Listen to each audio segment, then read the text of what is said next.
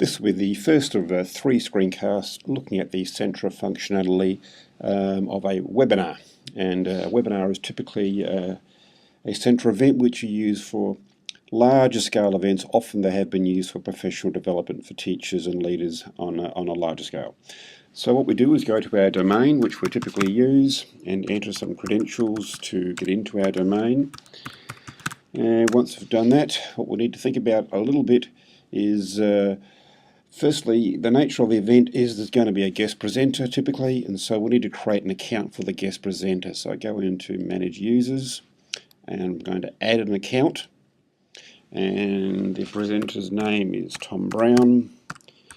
So we will just create a basic account for Tom, and once we've done that, we'll move on to the next step. But this is just to allow Centra to include Tom in its database, and also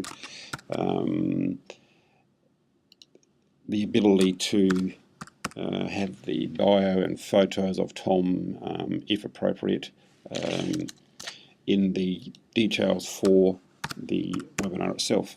Okay, and once we've done the account, we scroll down, we tick webinar presenter and add it so that there's now an account. I won't send the email to Tom. Tom doesn't need that. Okay, and the next step is to go into Manage Events, and we'll go down and find the folder where I store my events. Okay, we're not going to use a new event as we typically do. We're going to create a new webinar.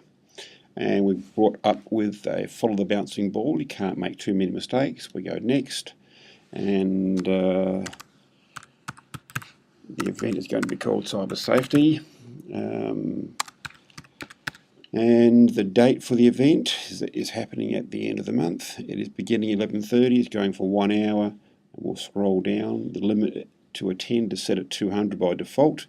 We can change that number to a lower number, and we're expecting a maximum perhaps of 100. I'd like the event recorded. I would like any live video of Tom included in the recording, so I tick that.